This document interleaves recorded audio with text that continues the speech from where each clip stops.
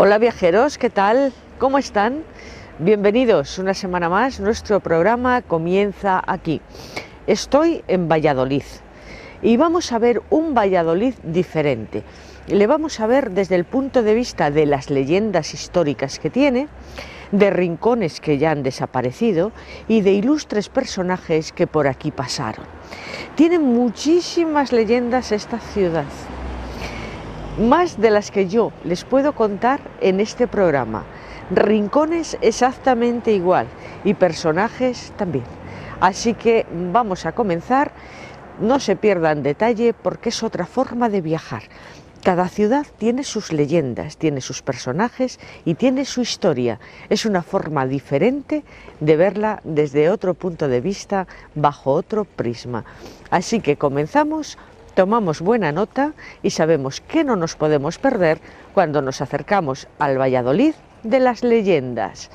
Esto es Tiempo de Viajar, comenzamos.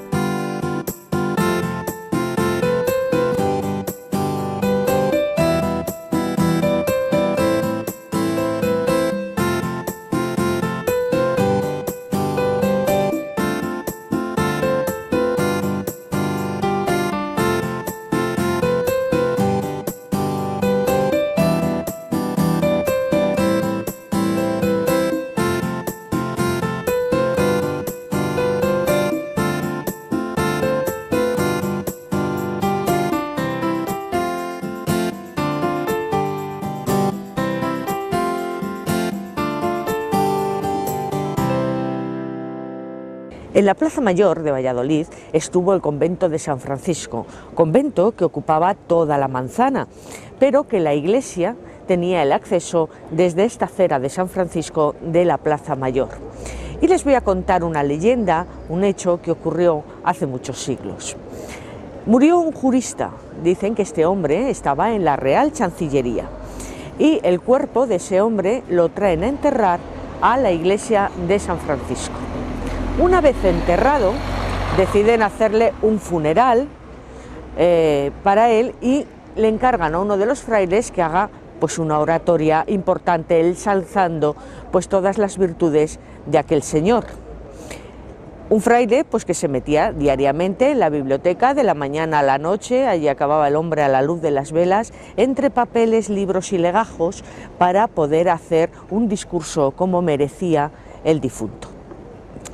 Cuando ya estaba casi terminando aquel discurso, una noche empezó a escuchar unos ruidos extraños, ruidos de música, de trompeta, de gritos, y el fraile se asustó porque a aquellas horas no era normal que nadie anduviera por allí. El fraile lo que hizo fue esconderse detrás de unas pilas de libros. Y enseguida se abrió la puerta de la biblioteca y entraron un grupo de seres espeluznantes vestidos de negro y al final entró Lucifer, el mismísimo demonio. Lucifer lo que hizo fue sentarse en el sillón que el fraile había estado ocupando y lo que pidió inmediatamente es que llevaran ante él el alma de aquel jurista para juzgarlo él.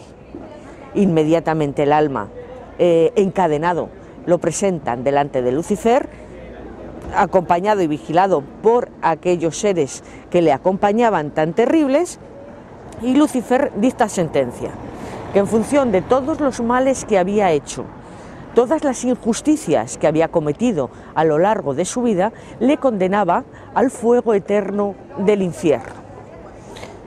Bueno, pues allí empiezan a chillar, a bailar, el pobre fraile seguía aterrado, pero faltaba algo, y era el cuerpo del difunto que estaba en la iglesia y que ellos no le podían tocar, porque minutos antes de fallecer este señor le habían dado la comunión y tenía la sagrada forma en la boca todavía, por lo tanto no le podían tocar. Lucifer, bueno, pues empezó a pasear por toda la sala pensando cómo poder resolver aquel problema. Mientras paseaba encontró al fraile, que estaba ya aterrado, hizo que también le pusieran delante de él y le mandaron a la iglesia. Se puso el alba, cogió un cáliz y tuvo que sacar la sagrada forma de la boca del difunto y que cayera en el cáliz. Una vez así, ellos ya podían tocar el cuerpo. Pues así tuvo que ocurrir.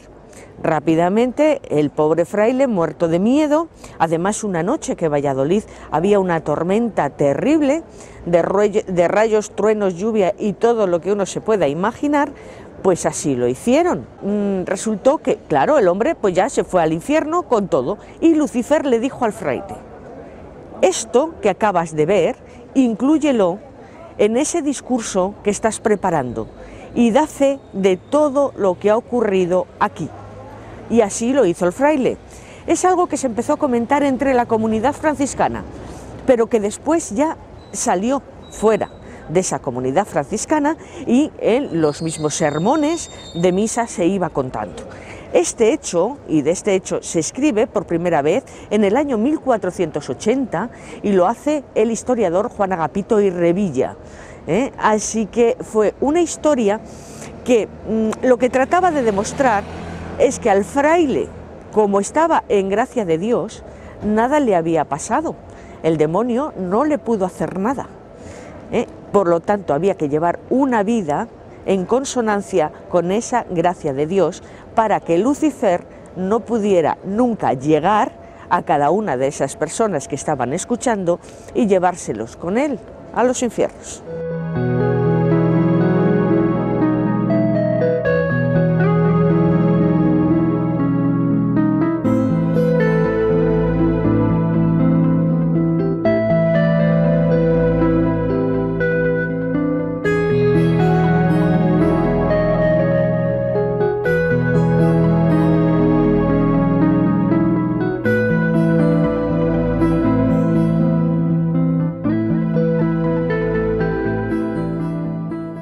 Valladolid también vivió su época en la Belle Époque, aquel principio del siglo XX. Esta acera de San Francisco era la arteria principal de paseo y de encuentros. Era un lugar donde todo el mundo venía. Era el lugar de las tertulias, de las charlas, de contar lo que había pasado en el barrio, de lo que pasaba en la iglesia. Bueno, en definitiva aquí ocurrían todas esas cosas. También la Plaza Mayor empezaba a ser ese lugar importante donde con un templete tocaba música pues el regimiento de Isabel II u otros regimientos militares. Aquí se inauguraban las ferias también con todo su estruendo y todo su esplendor. Y por aquí pasaba, como les digo, todas las gentes de Valladolid.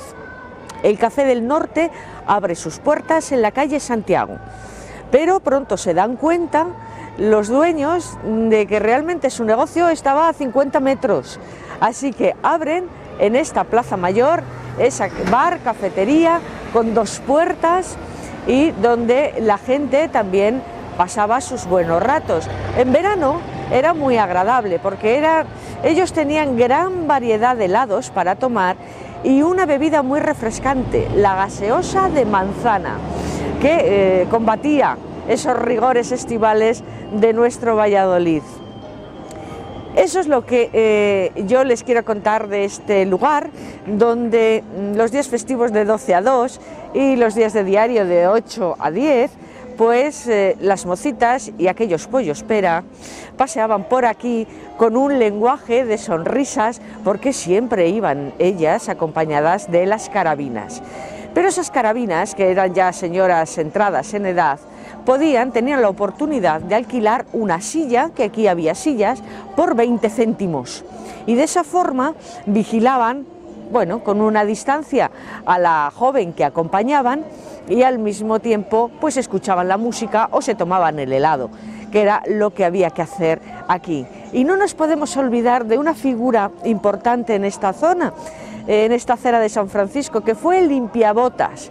Y era limpiabotas porque entonces todo el mundo llevaba botas o botines, no se llevaban zapatos. Eran unas personas muy abiertas, pero sin embargo muy cotillas, intentando enterarse de todo lo que aquí pasaba. Así que, queridos viajeros, nosotros también hablamos de aquella época de principios del siglo XX, de lo que ocurrió en la ciudad de Valladolid.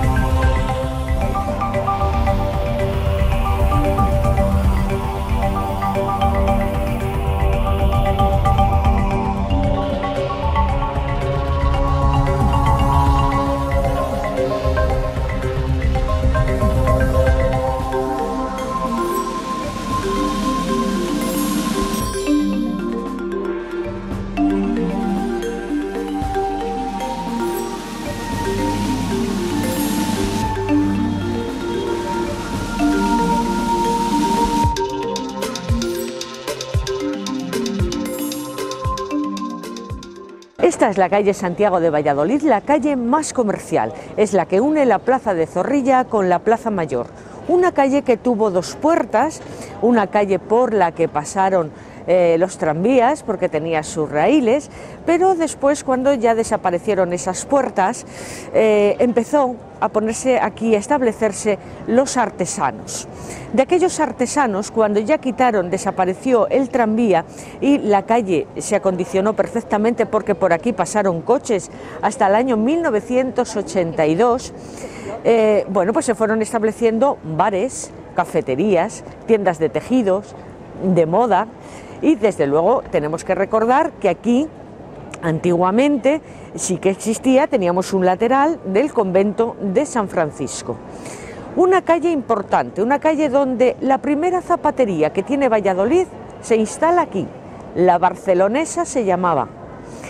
Bares que se pueden recordar como el Jauja o el Niza también, que ya han desaparecido. Pero actualmente sigue siendo muy comercial, sin lugar a duda, pero también donde nos tenemos que ir fijando es en las edificaciones.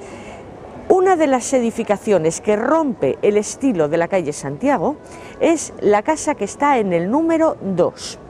Los primeros pisos sí que llevan el mismo ritmo de la Plaza Mayor, pero el último ya no. Además que le ponen una torre de esquina que le hace completamente diferente.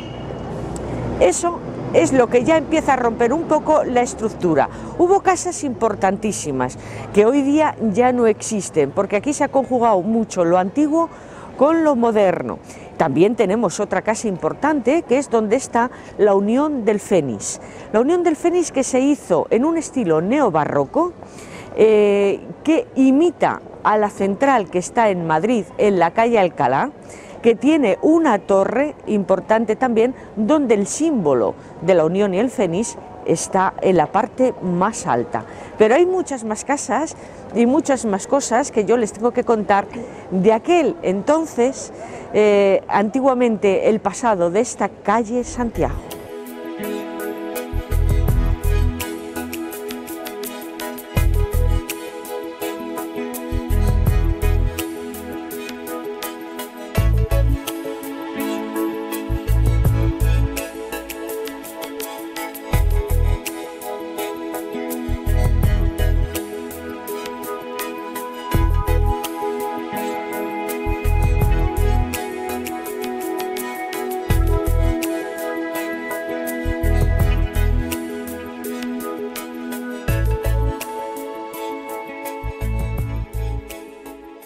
Otro de los lugares en los que yo quería parar en la calle Santiago es delante de lo que fue el convento de las francesas, hoy día un centro comercial, pero que antiguamente acogió aquí a la comunidad de unas monjas que después se trasladaron de convento.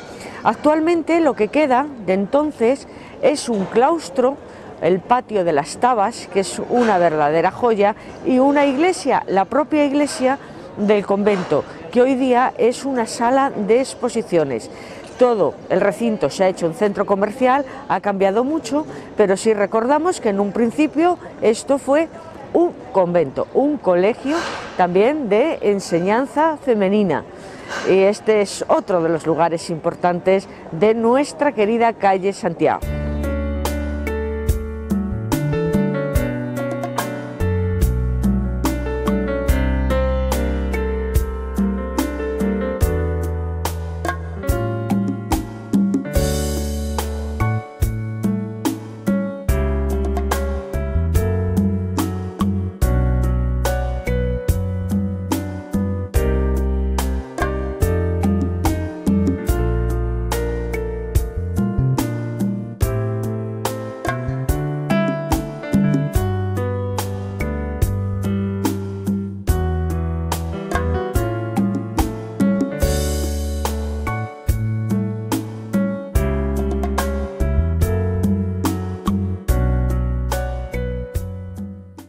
Ahora les quiero hablar de un personaje muy importante y es de doña Eilo. Doña Eilo fue la mujer del conde Ansúrez, de don Pedro Ansúrez, un hombre que luchó junto a Alfonso VI en la lucha contra los moros y en muchas batallas. De ello llegaron a tener el señorío de Valladolid. Consiguieron que una aldea como era Valladolid, y nos encontramos justo al lado de los restos que quedan de la muralla vallisoletana, a convertirlo en un gran centro comarcal. Doña Eilo tiene una gran importancia porque el Puente Mayor lo manda a construir ella. Ella lo que quería que su marido, cuando volviera de las batallas, pues pudiera llegar a Valladolid de una forma más fácil y más sencilla. Al mismo tiempo que lograron repoblar esta pequeña aldea con las gentes venidas de la zona de Liébana o de la zona de Carrión. Solamente se podía cruzar el Pisuerga por Cabezón o por Simancas, que era donde había puentes. El hecho de construir ese puente mayor, que lo hicieron de una forma apuntada, estrecha, y que después el conde mandó ensanchar, fue también para darle una sorpresa, porque a los pocos días de partir el conde hacia una batalla, murió el primogénito de ellos. Y era una forma, pues, de que no se sintiera tan mal a la vuelta de aquellas batallas. Por eso esta mujer tuvo muchísima importancia. A su muerte, el conde dejó todos los dominios que él tenía y todas las tierras que tenía en la zona de Fuensaldaña, se lo dejó a la colegiata de Santa María, en sufragio del alma de ella.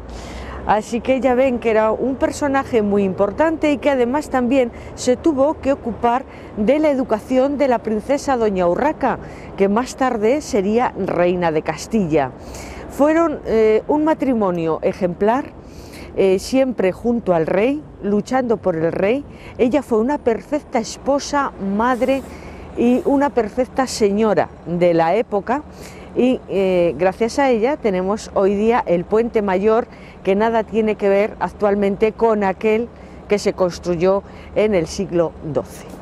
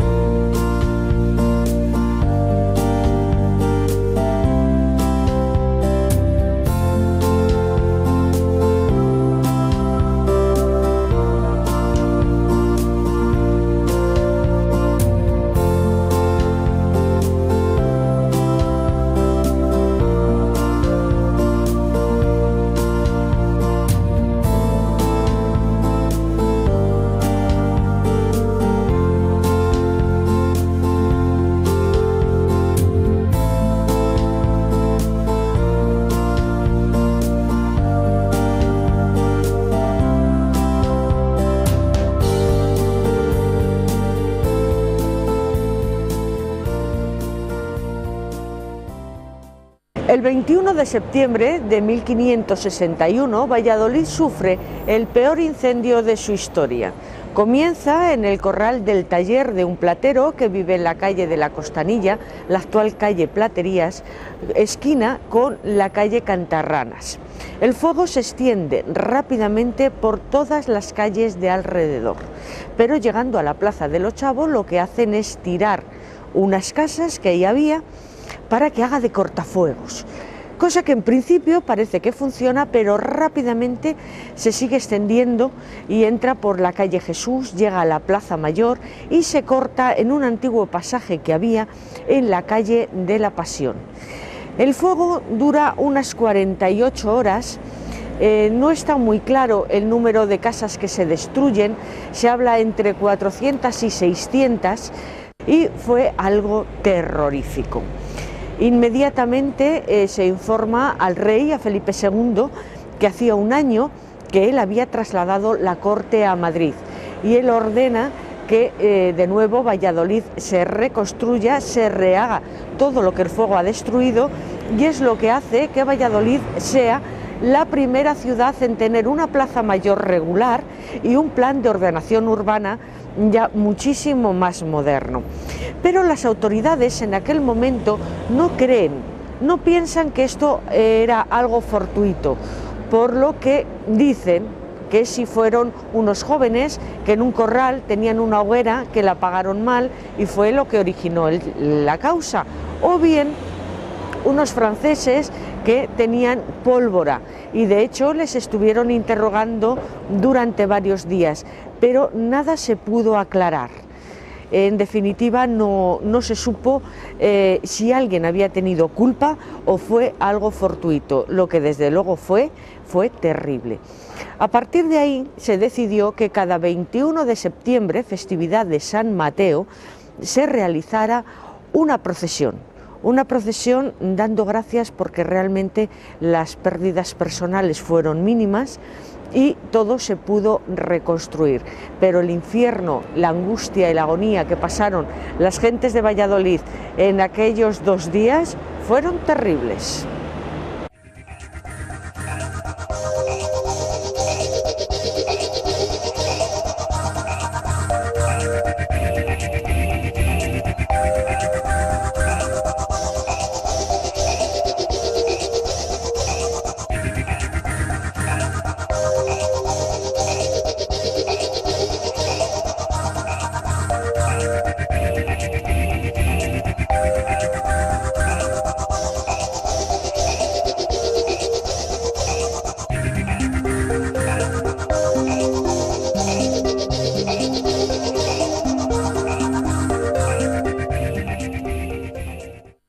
Este lugar en el que me encuentro es muy emblemático en Valladolid, la Plaza del Ochavo, la calle Platerías.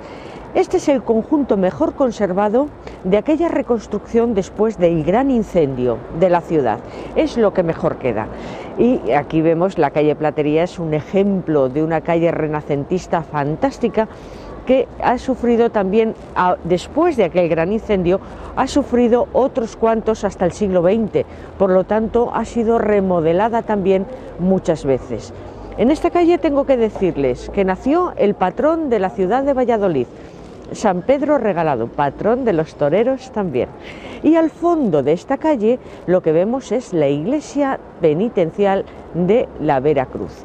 Una iglesia que es propia de la cofradía, ya que ellos compran los terrenos al ayuntamiento y lo autoriza el rey Felipe II. Empiezan a hacer su iglesia con una cúpula y años más tarde se hace la fachada. Después sí que la tienen que ir ampliando, ya que ellos iban encargando al imaginero Gregorio Fernández sus grandes pasos, y para que esos pasos pudieran estar dentro de la iglesia tuvieron que hacer ampliaciones en las capillas. Como vemos, tiene un balcón que es propio de las iglesias penitenciales de aquella época. Y esta joya de iglesia que conserva el mejor museo de obras de la imaginería religiosa de Gregorio Fernández del mundo. Así que no se pierdan toda esta parte, esta iglesia esta calle, que es una preciosidad, y todo esto que es el casco histórico de la ciudad de Valladolid. Muchas cosas han ocurrido desde entonces, muchos lugares han desaparecido, muchos han ido evolucionando, porque así es la vida, pero nosotros hoy estamos haciendo ese Valladolid del recuerdo y ese Valladolid del por qué muchas cosas están donde están.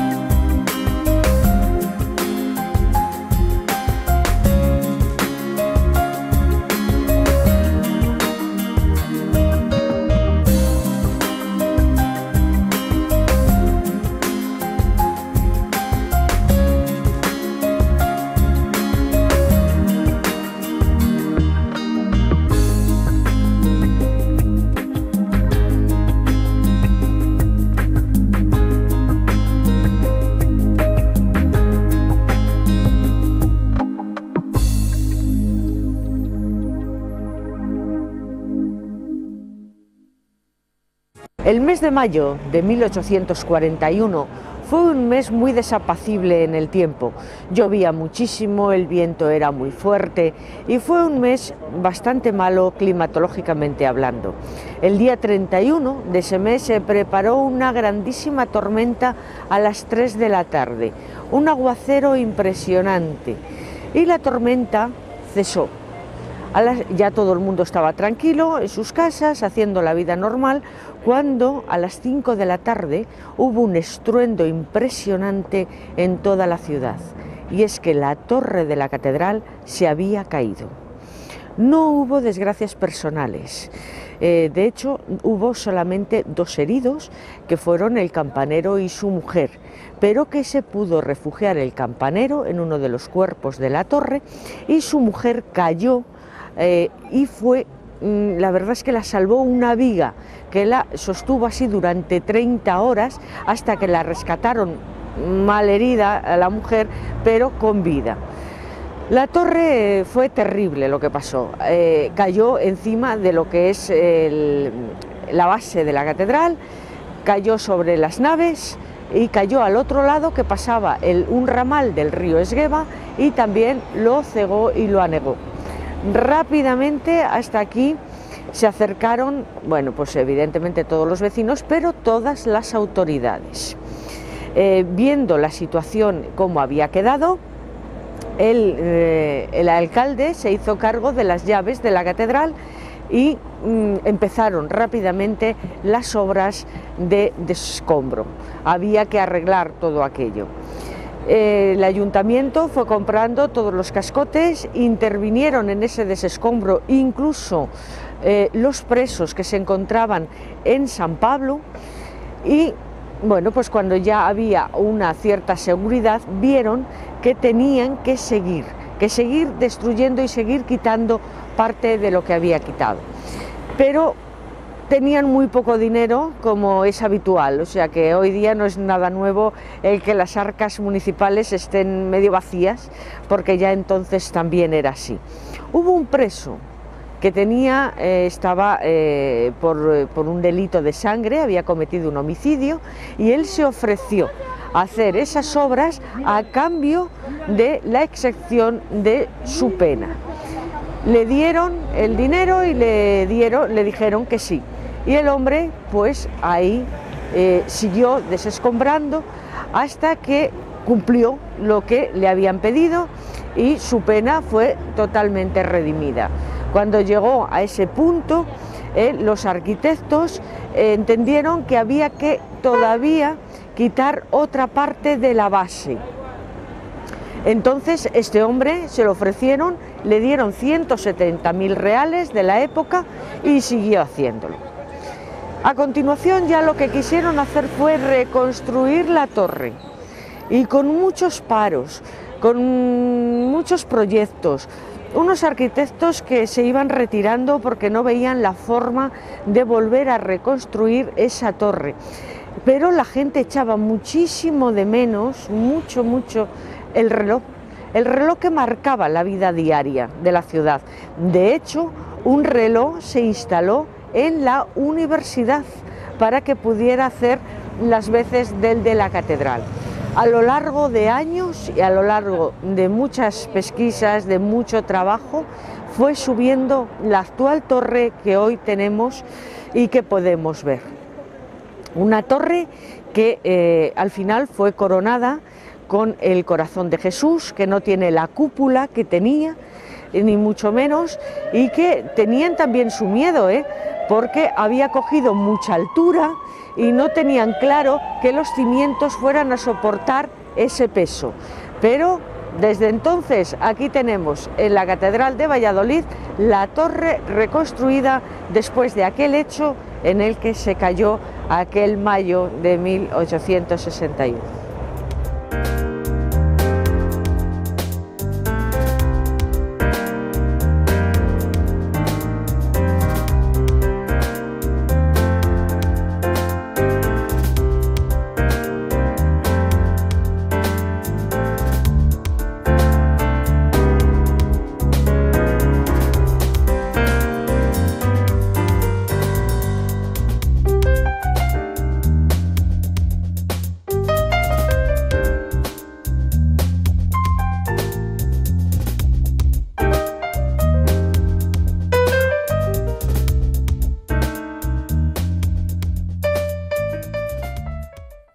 Yo sinceramente creo que es una de las ciudades donde mejor se come de España, modesta aparte.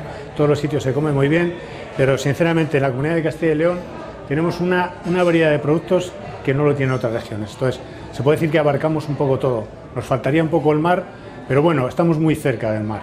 Hoy estamos en Campo Grande Tapas. Esto es una cervecería-restaurante y aquí no tenemos una carta tan amplia como por ejemplo en el restaurante Campo Grande o en la Taberna Pradera, pero sí que tenemos unos productos de primera calidad y dentro de lo que es una cervecería, hombre, está bastante bien. Yo les puedo presentar un poco parte de los productos que tenemos, siempre trabajando con productos de Castilla y León y sobre todo cocina clásica, dando un poco toques más modernos, pero siempre trabajando productos de la cocina de Castilla y León. Yo aquí he traído, por ejemplo, el bacalao, que aunque no tenemos mar, el bacalao aquí ha sido de toda la vida, es un producto que se consume, yo creo que de los sitios de España donde más consumimos bacalao. Aquí en este caso le he puesto un ajuarriero zamorano, muy suavecito. Hemos puesto un poco de foie de pato, de Palencia, la morcilla clásica guisada con pasas, piñones y miel, es una receta muy antigua, se rescató en el archivo de Simancas, creo recordar. y una morucha de la zona de Salamanca, es un chuletón que ponemos normalmente para 2 personas de unos 750 gramos, con unos pimientitos asados y la patata panadera de toda la vida. Y el revuelto de patatas clásico, que esto es uno de los productos que más se vende, pero ya no solo aquí en la cervecería, sino en la mayoría de los restaurantes y bares de Valladolid o Castilla y León. Un pavo confitado es una especie de escabechado más suave. Dentro de la gastronomía de Castilla y León, los escabechados es un clásico, este lo hacemos más suavecito, con una confitura de orejones, pasas y cebollita y puerro. Y luego he puesto, yo he querido poner una manzana asada rellena de pasas y piñones. Los piñones yo se les trabajo mucho, primero porque es un producto buenísimo, que tenemos aquí al lado, es un producto de Castilla y León, y el piñón de Pedrajas es una gozada, o sea, 4 piñoncitos, el sabor que aporta es increíble. Esto podría ser un poco la representación de lo que tenemos aquí en la cervecería Campo Grande. Los 3 restaurantes que tenemos nosotros siempre tenemos platos de cuchara, y además se está viendo que hoy el cliente, si viene a Castilla y León, le gustan productos de Castilla y León. Si va a Cataluña, le gustan productos de Cataluña o del País Vasco o Andalucía. Digamos que el cliente quiere ir a un sitio y los productos que haya en ese sitio. O sea, hoy la globalización en ese sentido dispara un poco con las circunstancias que tenemos ahora. Se han puesto de moda las tapas, sobre todo las noches. La tendencia es eso, a tapear o sentarse en un restaurante a cenar una cena copiosa. Sinceramente, pues no. Apetece bien en plan de tapas o una cena más ligerita. Yo, por ejemplo, la Taberna Pradera, que está situada dentro de la ruta del Hereje, hoy Valladolid está funcionando muy bien en cuanto a ese tipo de rutas y eventos, y sobre todo las tapas es lo que más está demandando.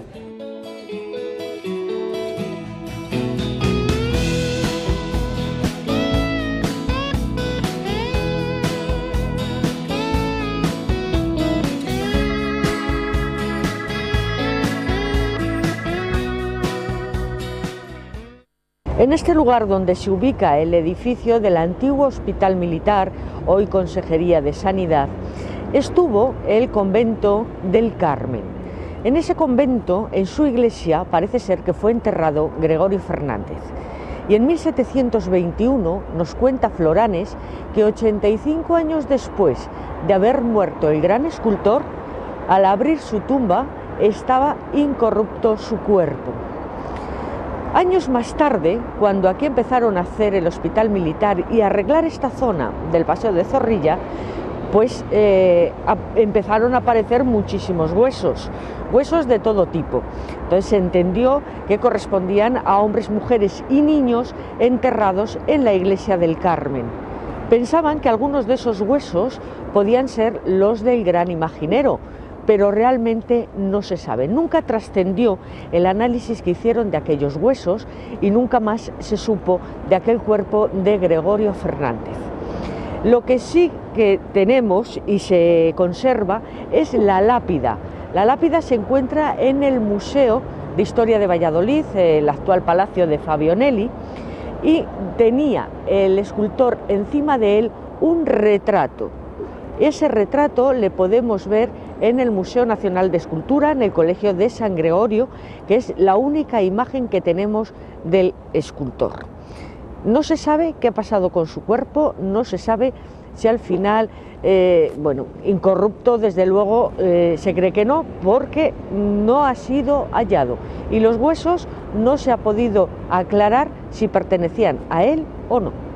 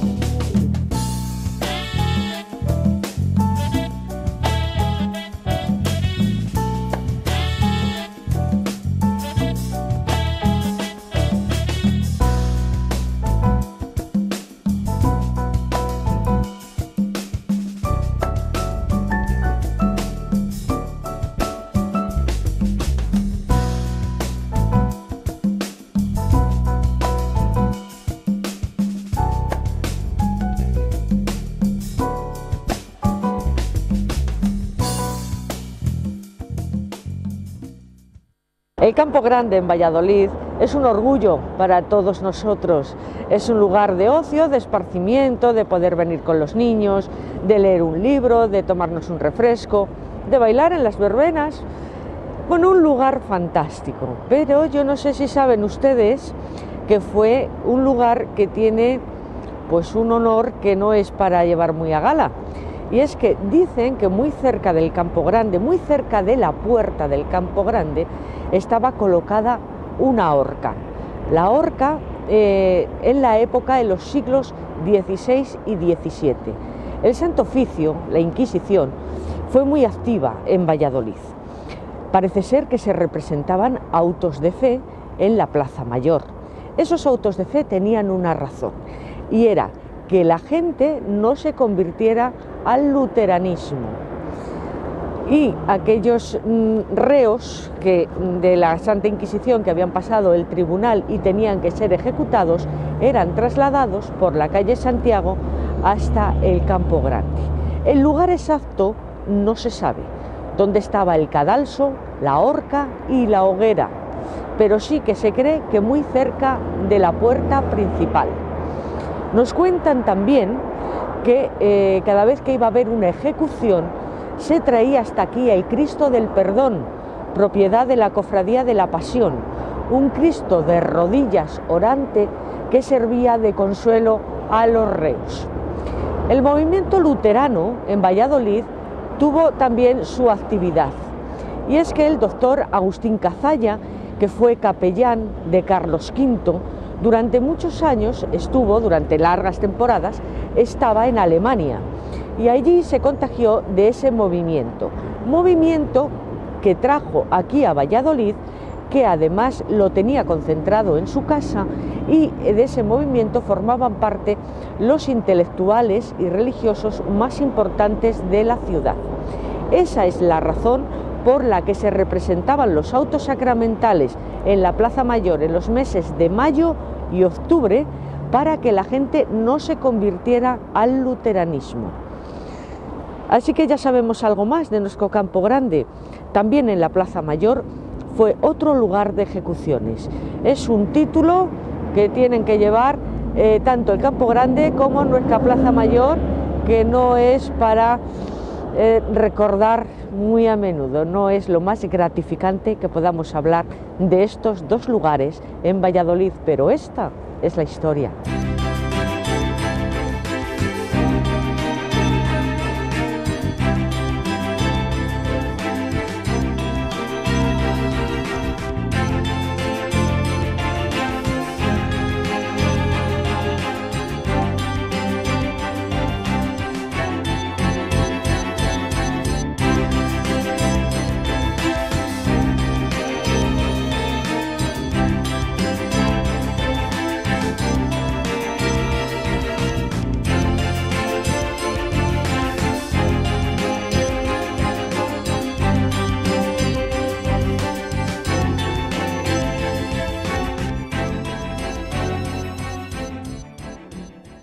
Me encuentro en la Plaza de San Nicolás y es muy habitual el acceder a esta iglesia 3 lunes seguidos para hacer las caminatas. Se hace aquí en Valladolid y en muchos lugares de España, pero aquí en Valladolid de una forma mucho más importante que en otros sitios. Hablamos de Nicolás, que era el hijo de una familia rica, y los padres habían muerto por peste, y él lo que hizo con aquel dinero fue ayudar a las gentes pobres.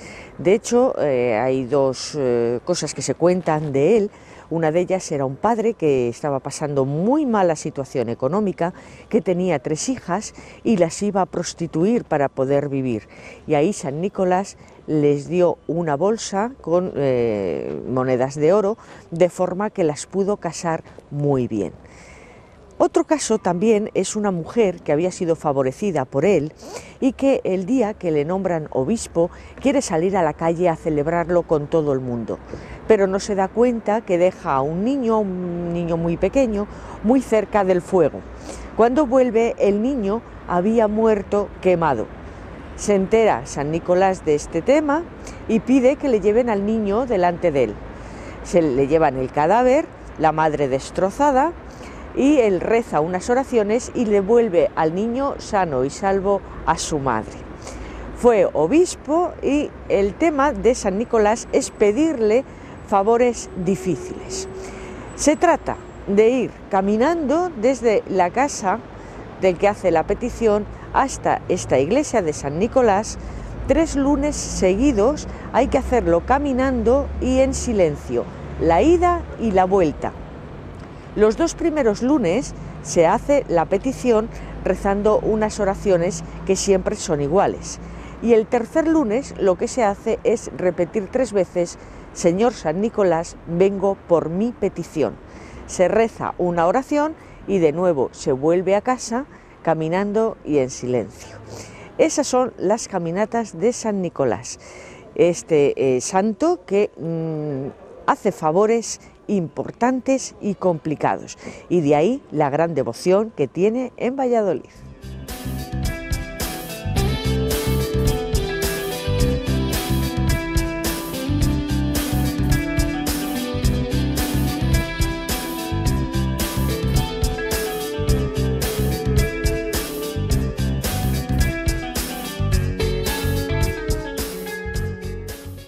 Me encuentro ahora en lo que fue la antigua judería de Valladolid, de la que hoy aquí en esta ciudad no queda nada. Pero se cuenta que en la Edad Media vivía aquí todos los judíos de la ciudad. Había uno que era muy rico, era Salomón, así se llamaba, que enviudó muy joven y se quedó con una niña pequeña, que esa niña pues fue creciendo. Era famosa la niña por lo guapa que era, tanto para los judíos como para los cristianos. De ella se hablaba en todo Valladolid, aunque la niña apenas salía de casa. La niña al crecer pues fue una perfecta ama de casa, llevaba perfectamente todas las cuentas, bueno, que en definitiva era la niña ideal. Salomón, su padre, tenía una casa en el centro de la judería que por fuera era muy austera, pero por dentro era fantástica. Era muy buena casa y tenía un gran jardín. Ese jardín con árboles frutales que le cuidaban con mucho amor y mucho esmero. Y había pues una piscina medieval que todos los días con agua cristalina llenaban los criados en la época de verano para que Susana, que así se llamaba esta niña, se pudiera bañar. Se bañaba desnuda porque nadie la podía ver, ni desde fuera ni desde dentro. Pero hubo 4 personas, 4 judíos, 3 comerciantes y un rabino, que tentados por el diablo decidieron intentar ver a Susana. Se acercaron hacia la casa y la casa era impenetrable, no había forma, pero descubrieron una puerta secundaria que estaba tapada con unas maderas que tenía grandes rendijas y que entre esas rendijas dejaba ver aquel jardín fantástico. Allí se fueron y allí se pusieron, cada uno en su rendija, esperando a que la bellísima Susana se diera su baño. Y así fue. La niña salió, pero en un segundo ya estaba sumergida en el agua y ellos empezaron a ver oscuridad. Fue un castigo de Yahvé que les dejó ciegos para siempre. Esta leyenda o cuento fue pasando de padres a hijos durante muchos años aquí en esta zona, en la judería, y yo les quería contar esta leyenda tan bonita.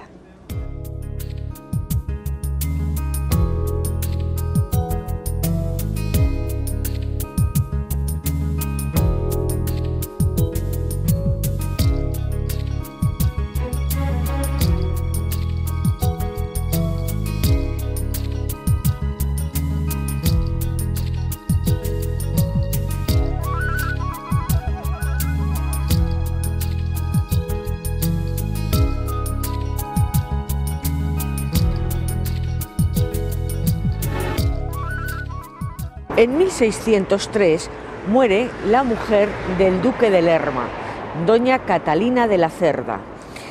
Ella muere en Buitrago y quiere ser enterrada en Medinaceli, pero el duque quiere que sea enterrada aquí en Valladolid.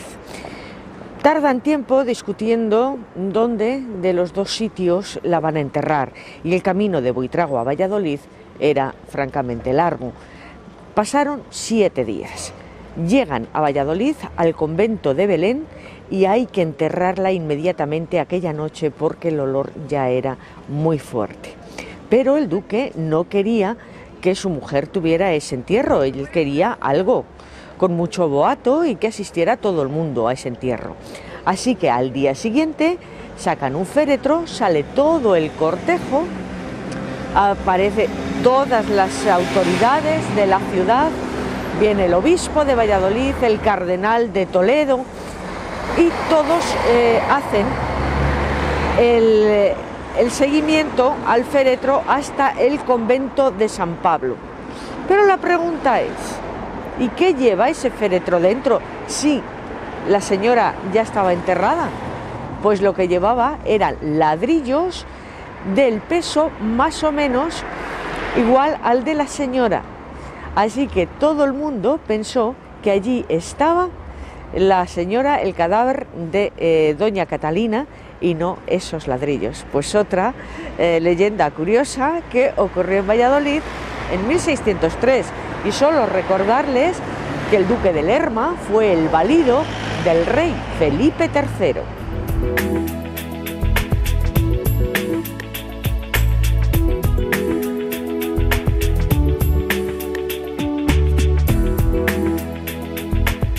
Les voy a contar una leyenda que hay también alrededor de la boda de los Reyes Católicos que se celebra aquí en Valladolid. Era el año 1469, el mes de octubre. Unos historiadores dicen que fue el día 18 y otros que fue el 19. La infanta Isabel iba a contraer matrimonio en el salón principal del Palacio de los Vivero, y lo iba a hacer con el heredero de la corona de Aragón, Fernando. El rey, que entonces era Enrique IV, hermano de la infanta, no estaba muy de acuerdo con aquella boda. Los novios no se conocían hasta el mismo día, y así fue que llegaron un grupo de mercaderes y comerciantes de Aragón. La dama de la infanta estaba muy nerviosa y a la vez muy contenta, y había uno de esos mercaderes que les dijo quién era, que les preguntó la dama que quién era, y este criado les dijo: ese es. Cuando se vieron, Isabel y Fernando se causaron muy buena impresión y así se casaron. Para premiar a este mozo, a este criado, de haber dicho quién era el príncipe, ese futuro rey de España, pues le premiaron con en el escudo de armas de este hombre que pudiera poner esas 2 S, que así es la leyenda que reza, la leyenda de las 2 S para el matrimonio de Isabel y Fernando en Valladolid.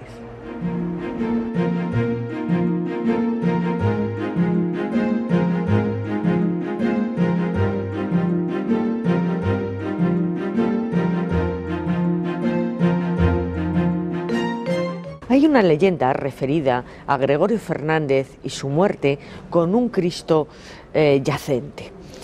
Dicen que cuando el escultor se sintió enfermo y sabía que iba a morir, quiso hacer un yacente para Valladolid, el mejor de todos. Él ya había realizado más o menos 12. Como por las noches no podía dormir durante mucho tiempo seguido, se bajaba de su casa al taller y allí estaba encerrado, porque sabía que de aquella madera de pino, allí dentro estaba ese Cristo que él quería hacer. Así fue trabajando durante 4 largos meses, y cuando terminó el Cristo, él murió. Cuando abrieron aquel taller, encontraron allí aquel Cristo que, llorando la muerte del autor, hubo uno de los pintores de la época que lo policromó. Esa es una leyenda también que corre alrededor de la muerte de Gregorio Fernández, el gran escultor de Sarria, de la provincia de Lugo, que muere en la ciudad de Valladolid.